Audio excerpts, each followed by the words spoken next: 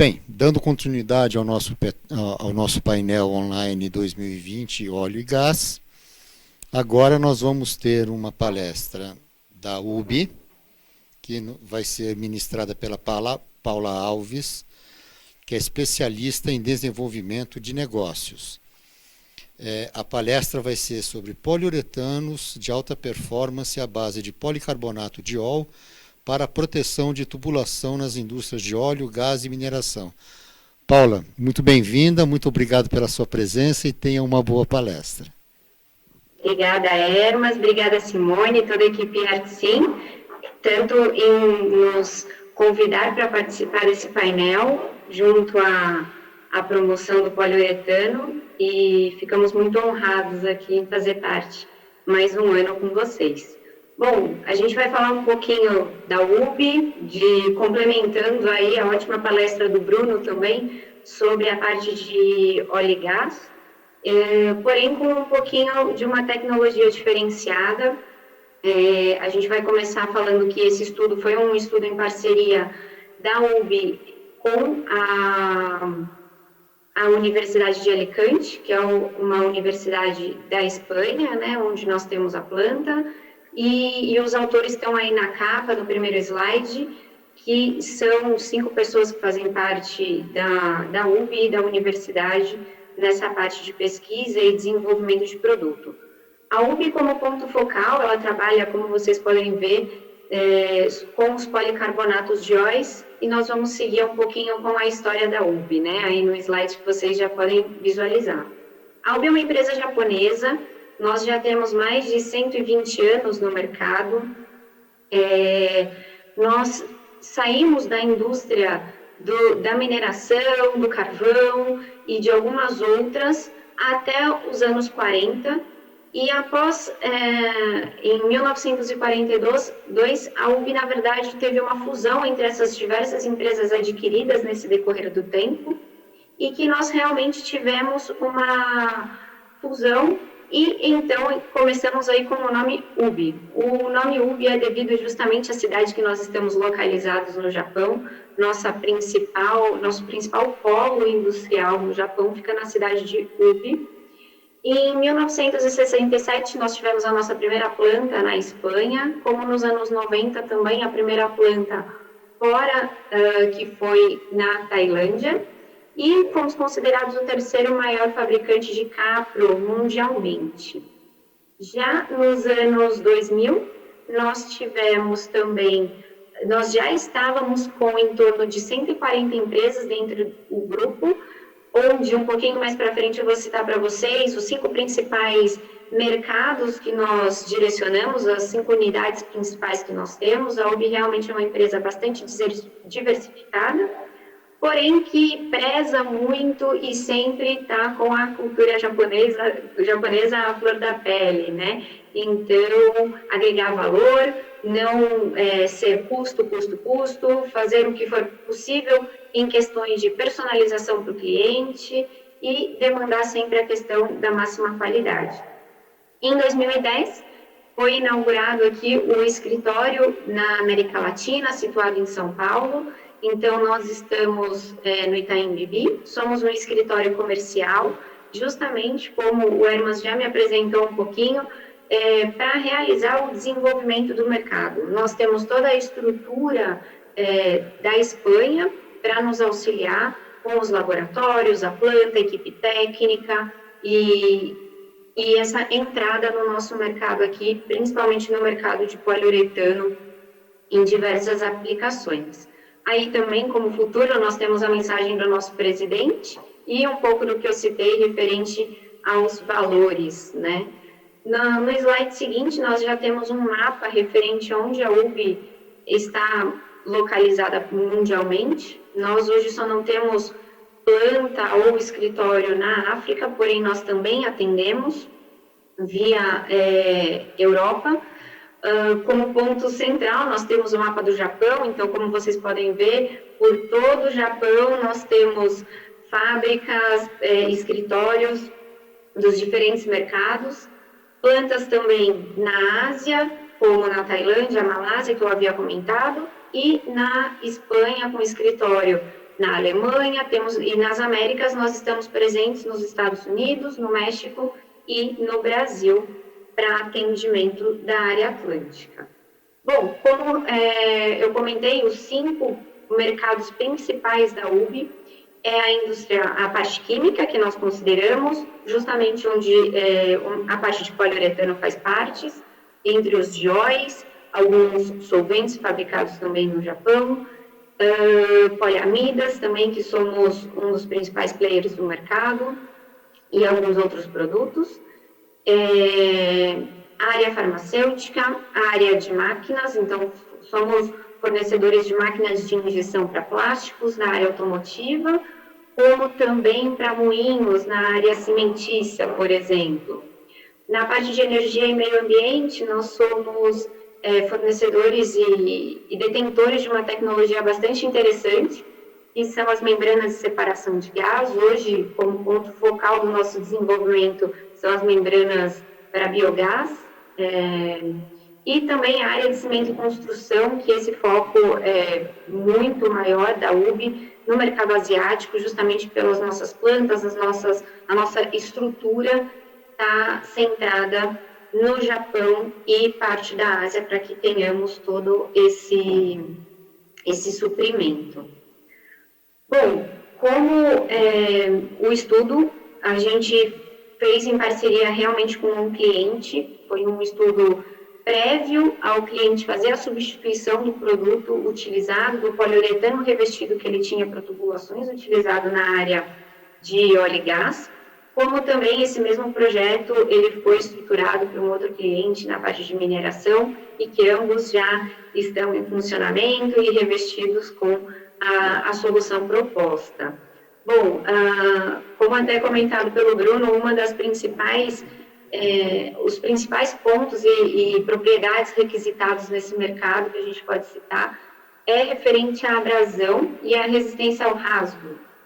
E que frente a esse estudo nós tínhamos um poliuretano concorrente à base poliéter, e então nós fizemos o estudo todo focado com esses materiais. Os próximos 2 slides são citações teóricas, somente que nós utilizamos como base para estruturar o estudo, que aqui é uma breve apresentação, mas foi um estudo complexo, digerido e enviado ao cliente. E, em seguida, nós apresentamos as desvantagens e as limitações realmente que eram tidas com o poliuretano à base de poliéter para essa aplicação. A primeira, como sabemos, a questão da resistência química e hidrolítica limitada. Sim, o poliéter é melhor na resistência química, porém não frente ao policarbonato. Com relação à resistência à abrasão, não é o melhor PU, justamente para que se tenha a melhor abrasão, porém a aditivação dos materiais se torna cara. Então, essa aditivação para melhoria da abrasão, todos que já tentaram utilizar ou já compraram esses produtos sabem o quanto isso agrega custo, né, ao produto, e referente aos outros custos de manutenção. E que essa realmente é uma das principais frentes que nós trabalhamos junto ao nosso material, desenvolver projetos para que o cliente tenha maior durabilidade em seus projetos, em suas peças e uma menor manutenção. Como uma base muito simples, aqui a gente só pontua, né, a diferença entre um poliol poliéter e um poliol base policarbonato. Então, a parte central, em vermelho, onde a gente tem um éter, e embaixo, em azul, onde nós temos a base carbonato, né? Como as vantagens de um diol à base de policarbonato, nós podemos citar algumas coisas. Bom, a listinha parece grande com relação às desvantagens que nós tínhamos antes, mas o que nós podemos comentar são referente justamente à durabilidade. Então, o que nós esperamos sempre com um produto à base de policarbonato ter mais durabilidade do que com qualquer outro poliuretano à base de poliéter ou poliéster, ou mesmo policaprolactona. Propriedades a baixas temperaturas, então ainda temos boas resistências e mantemos a qualidade às baixas temperaturas. Alta resistência química e estabilidade térmica. Isso nós vamos ver no estudo um pouquinho mais adiante. como também a alta resistência mecânica e a excelente estabilidade hidrolítica. Tudo isso a gente mostra um pouquinho no estudo, isso realmente era tanto as vantagens que um policarbonato pode ceder, como o que o cliente buscava para esse projeto. E como objetivo, sim, melhorar as duas principais propriedades que nós citamos, a abrasão, resistência ao rasgo e também a durabilidade do material em prol dessa melhoria dessas duas propriedades. Um pouquinho mais adiante, nós já chegamos na parte do experimento que nós vamos citar, que seria, nós vamos passar pelos produtos, então a síntese do poliuretano foi uma síntese, podemos dizer, simples. O primeiro ponto que eu gostaria de citar aqui é que realmente a UB não é em prol da utilização de moca, então que todo cliente que nos busca ou nos procura, nós nunca teremos esse direcionamento de informar ou direcionar a utilização do moca. Claro, nós podemos informar tudo com relação aos outros produtos, porém nós não temos esses desenvolvimentos feitos, né? Sim, se pode misturar, não tem problema, mas é justamente pela questão saúde ambiental e tudo mais que nós sabemos que o moca pode provocar. Então, o estudo foi feito da seguinte maneira, nós não fizemos a substituição 100% do poliéter para o policarbonato de ol, isso é um ponto bastante importante que a gente vai citar daqui para frente. Porém, fizemos essa mistura junto com um MDI polimérico e um 1,4-butano-diol para a formação desse poliuretano. Poxa, Paula, mas eu costumo usar um catalisador. Puxa, Paula, mas eu costumo também usar esse aditivo para melhoria da abrasão. A gente, no início do projeto, pede sempre para que os clientes façam da maneira, entre aspas, mais crua o poliuretano, sem nenhuma aditivação, sem nenhum outro produto adicional, além do sugerido, para que veja realmente qual a estrutura. Porque, como eu disse no começo, a gente pode personalizar esse produto. Então, a gente pode, talvez, já fazer com que o pot life seja mais adequado para a sua estrutura, ou que você tenha realmente uma base que você misture quanto menos produtos e uma otimização de processo também. Isso é o que nós buscamos junto ao desenvolvimento. Aqui a citação das matérias-primas, então nós temos o poliéter como um PTMeg, o policarbonato de ol da UB, então foi um PTMeg com peso molecular 1000, um policarbonato de ol com peso molecular 500, o isocianato MDI polimérico, com o extensor de cadeia 1,4-butano-diol. Então, na sequência disso, nós também seguimos os experimentos, citando quais foram as análises realizadas. Então, nós realizamos a análise termogravimétrica, o DSC, a resistência ao desgaste, nós citamos aqui também cada norma. Pode passar, Hermas, por favor, alguns slides. Isso agora são alguns, né, que nós temos. O DSC, o próximo que é a resistência ao desgaste, a microscopia óptica, a dureza Chorat, como também as propriedades mecânicas. E aqui a tensão, deformação e a resistência ao rasgo, a gente sempre cita de acordo com cada norma que nós realizamos os testes, e também referente à resistência à hidrólise. Então, nós temos aqui também que as amostras foram imersas a 70 graus por 500 horas. Tudo isso como base para que a gente verifique os resultados e a obtenção do diferencial que nós conseguimos para essas aplicações. Bom, o primeiro ponto, nós temos duas variáveis. Essas variáveis são o conteúdo de PCD na formulação, né? Então, vamos reduzir um pouquinho o nome, em vez de policarbonato de ol, a gente chama de PCD. Então, o PCD com o poliéter, então, nós fizemos diferentes quantidades, como também a relação NCO-OH.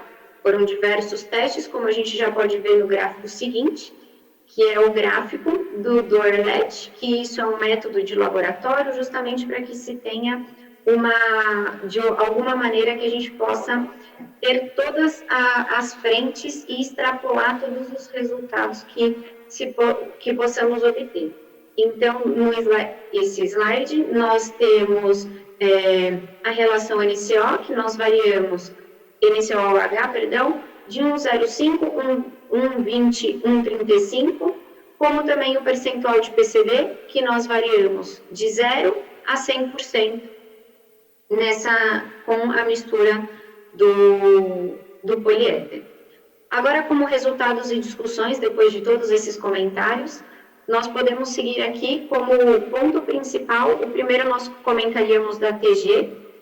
Bom, a TG aqui, o que nós gostaríamos de falar é a maior diferença, se vocês visualizarem na tabela à direita, a TG muda muito de acordo com a quantidade de PCD, que é a primeira coluna da esquerda com relação à última coluna da direita. Então, 100% de PCD, nós temos uma TG de 13 graus. Com 0 de PCD, então, base poliéter, nós temos menos 48. Porém, se a gente analisa a mesma quantidade de PCD na formulação com a relação NCO-H diferente, nós temos a questão de que a diferença da TG é muito pequena. Então, 75% com relação a 1,35, nós temos uma TG de 4, como de 1,05 nós temos com menos 6. Então, é uma variação de 10 graus, porém, que não é um absurdo a ser considerado quando a gente visualiza a diferença entre um percentual de 25 na mesma relação NCO-OH, que a gente pode ver a variação sendo um pouco mais extensa entre a temperatura do TG.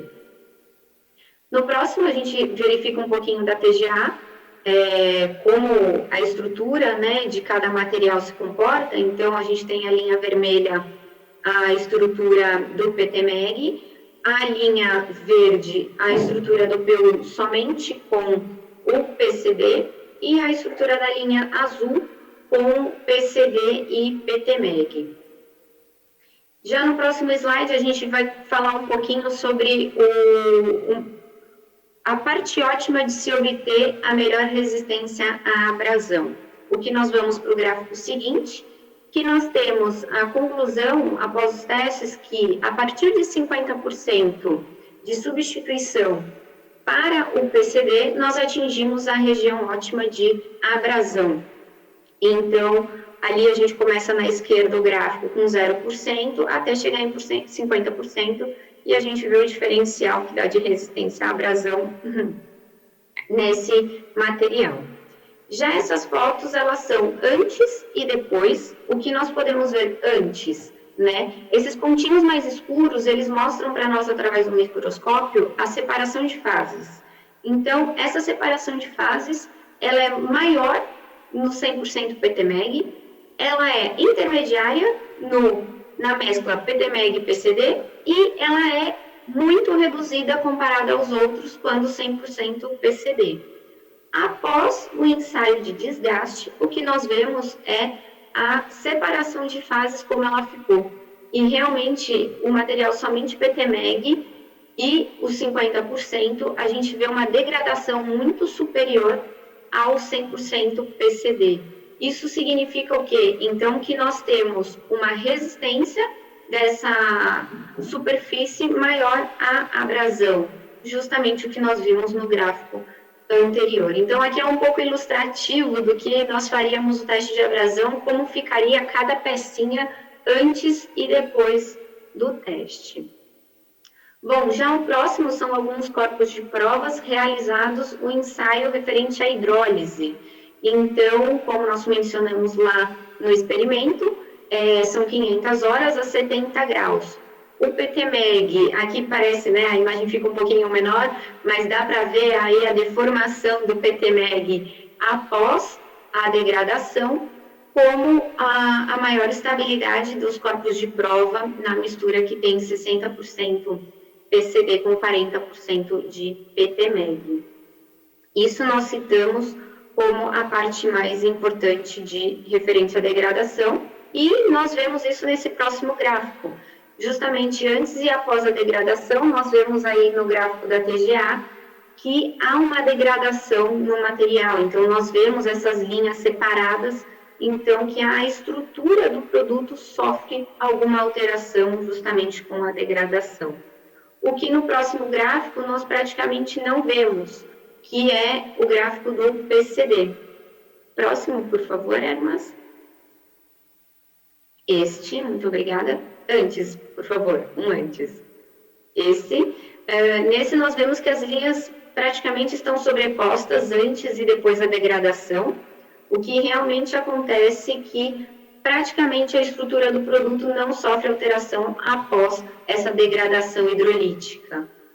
Já na sequência também, nós vemos o gráfico referente às propriedades mecânicas, né? Tensão, deformação, antes da degradação hidrolítica. Então, nós vemos que a linha em azul, PCD, PTMEG, e a linha em vermelho, somente PTMEG. Então, nós já temos uma diferença em propriedades adquiridas muito diferentes antes. Já no próximo gráfico, o que nós visualizamos é quantas vezes ou quanto mais a mistura, o poliuretano gerado pela mistura PCD-PTMEG gerou de potencialidade nesse poliuretano. Então, no primeiro, nós temos referente ao módulo elástico, que isso gerou em torno de 4 vezes. E não vou falar todos, tudo esse material, quanto alguns outros materiais, nós podemos compartilhar com todos. Como também, quem nos atende tecnicamente aqui na área Atlântica é o Manuel, que fez parte desse estudo, e que qualquer dúvida mais específica, ele vai poder nos auxiliar com isso. Então, nós temos aqui cada coluna descrevendo um ponto. E o último, somente que eu gostaria de citar, que é referente à resistência ao rasgo, que ficou superior a 1,4. E nós vemos isso no gráfico seguinte, como a diferença de resultados antes da degradação hidrolítica, como ficou a performance da resistência ao rasgo 100% PTMEG e mistura PCD-PTMEG. Já no gráfico seguinte, nós juntamos tudo. Nós temos aí a parte do PCD-PTMEG antes, nas linhas azuis, e em vermelho, o poliuretano 100% PTMEG. O que nós vemos, um pouco óbvio de se visualizar em um gráfico, mas essa é a ideia da apresentação, né? Uma ilustração para que vocês conheçam a tecnologia dos policarbonatos de óleos nos poliuretanos. Então, que mesmo após a degradação, ou essa linha pontilhada em azul, justamente ela demonstra que as características ainda são superiores a antes da degradação do PTMEG, que seria a linha vermelha contínua. Então, essa seria a maneira que nós visualizaríamos esse gráfico mais imediatamente. Já o seguinte, ele tem a variação entre as propriedades. Então, qual seria, né, o cenário perfeito que nós teríamos no poliuretano? A menor variação possível. Porém, aqui nós vemos que todas as características há uma variação, porém, em duas delas, um pouco mais próximas ao zero, a gente poderia fazer, uma teve uma variação negativa, a outra positiva, mas que nas barras azuis nós temos o P1, PTMEG e PCD, e que em todos eles a variação entre todas as propriedades é menor. Isso gera justamente um produto com mais durabilidade, porque após uma degradação ele tem mais resistência àquela frente que ele foi colocado, que aqui nesse caso foi a hidrólise. Isso também pode ser feito referente aos óleos, à temperatura, então vai variar um pouquinho o processo e a necessidade do cliente. Já no próximo, nós temos quanto variou, principalmente, como a gente falou, na resistência ao rasgo. Então, o primeiro, 100% PTMEG, antes e depois da degradação, teve uma variação de 57% no resultado, como o outro material, PCD-PTMEG, nós tivemos uma variação de 43%. Porém, a parte interessante de visualizar aqui é, como eu comentei no gráfico anterior, o gráfico da direita, a barra vermelha do poliuretano com os dois polióis, ele é praticamente o mesmo resultado, né? Nós obtivemos a mesma característica do 100% PTMeg antes da degradação. Bom, como conclusão, o que nós podemos citar aqui de uma maneira bastante breve é todos os comentários que nós citamos anteriormente. A primeira coisa é realmente que a adição do PCB gera grande melhoria em todas as propriedades. Então, como nós vimos naquele gráfico, nós não temos uma ou outra propriedade que são adquiridas. Isso vai variar como nós queremos ganhar mais tração, mais elasticidade. Isso sim é onde vai o trabalho de personalização e direcionamento que a nossa equipe técnica sugeriria a cada aplicação. Como também a gente conseguiu visualizar que com uma adição superior a 50% para mais de PCB nesse outro poliuretano, a gente consegue realmente ter a resistência à abrasão otimizada, como também a questão hidrolítica, essa estabilidade e essa menor degradação do produto frente ao o poliuretano que estava sendo utilizado anteriormente. Bom, com tudo isso a gente consegue visualizar que parece que o policarbonato de ol, né, é o mundo perfeito. Na verdade, é a formação química dele que consegue gerar algumas dessas potencialidades no poliuretano e que normalmente ele não precisa realmente ser substituído 100%. Então, que ele consegue ter também somente produtos, ser adicionado em algum percentual em um poliuretano quando o cliente realiza a síntese do PU.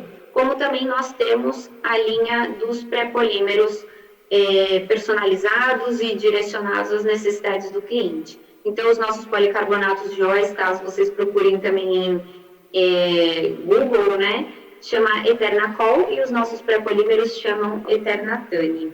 Bom, eu gostaria de agradecer a atenção de todos vocês. Deixamos aqui o contato do Manuel, como eu expliquei para vocês. Como na Espanha já está aí de noite, ele não participou conosco ao vivo.